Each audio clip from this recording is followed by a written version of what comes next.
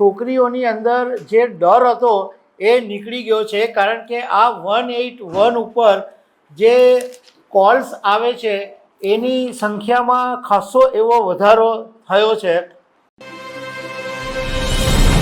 ગુજરાત સરકારની મહિલાઓની સુરક્ષા માટેની એક હેલ્પલાઇન ચાલે છે 181 અભયમ.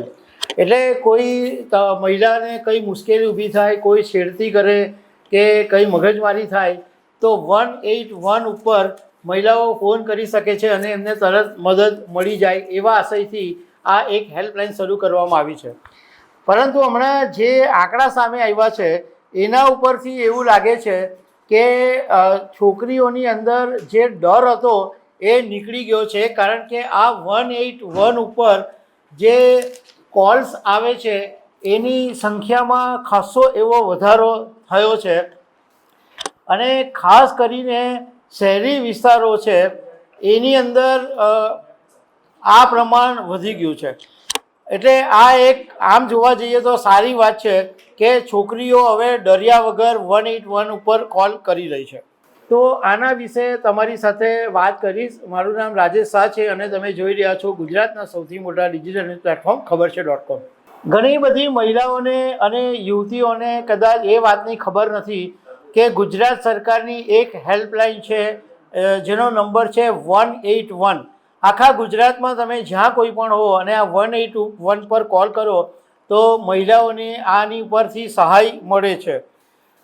આ જે 181 છે એ 24/7 એટલે 24 કલાક ચાલે છે અને 7 દિવસ. એટલે તમે ગમે ત્યારે એની ટાઈમ તમે 181 અભયમ પર ફોન કરો તો તમને મદદ મળે. હવે આ 181 ચાલે છે એ woman and child development department અને ગૃહ વિભાગના સહયોગથી ચાલે છે અને એની જે પાર્ટનરશિપ છે એ GVK emergency management and research ઇન્સ્ટિટ્યૂટના જોઈન્ટ પાર્ટનરશિપમાં ચાલે છે. 2014થી આને પાયલોટ પ્રોજેક્ટ તરીકે શરૂ કરવામાં આવેલો અને 8 માર્ચ 2015થી આ જે 181 અભયમ છે એ ફૂલ ફ્લેજમાં ચાલુ થયું. આની અંદર ઘરેલું હિંસાના કોઈ કેસ હોય તો એના માટે 181 પર તમે કોલ કરી શકો. છેડતી હોય, જાતીય સતામણી હોય, જાતીય હિંસા હોય, કોઈ બળાત્કારની ઘટના હોય તો બળાત્કારની ઘટનામાં એકદમ તાત્કાલિક રેસ્ક્યુ કરવામાં આવે છે. આ ઉપરાંત કાઉન્સેલિંગ બી કરવામાં આવે છે, મહિલાઓને કાનૂની સહાયની મદદ બી આપવામાં આવે છે. અને ગુજરાતની અંદર 59થી વધારે રેસ્ક્યુ વાહનો છે અને એક આંકડા મુજબ દર 6 મિનિટે ઘરેલું હિંસાના કોલ આ 181ને મળે છે અને 2025માં 1.83 લાખથી વધારે કોલ્સ મળ્યા છે.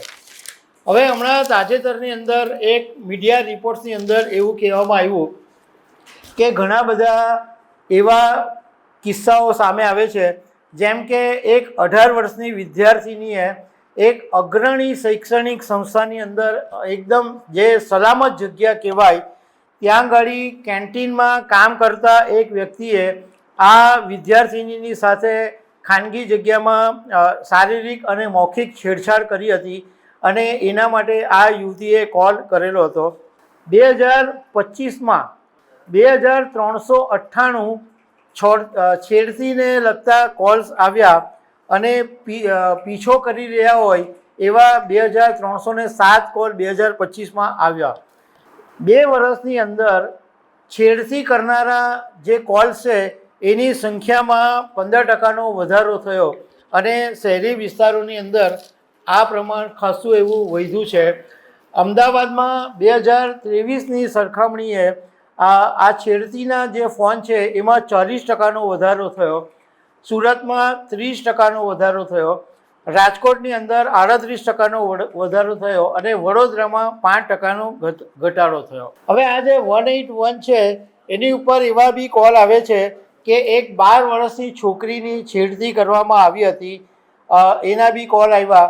તો એક 40 વર્ષની મહિલાને એક યુવાન વારંવાર કહેવા છતાં પણ પીછો છોડતો નહોતો અને આ મહિલાએ 181 પર કોલ કરીને મદદ માંગી હતી. ઘણા કેસ છે એ શહેર પોલીસને પછી ટ્રાન્સફર કરી દેવામાં આવે છે.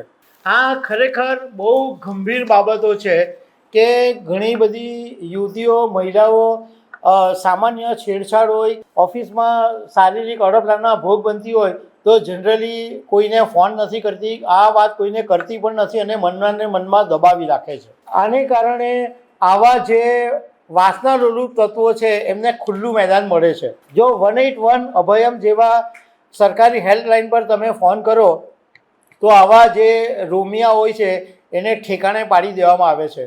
અને આ ખરેખર સારી વાત છે કે હવે છોકરીઓ 181 પર કોલ કરતી થઈ છે. તો દર્શક મિત્રો, આવી અનેક વાતો સાથે અમે તમને મળતા રહીશું. Thank you very much.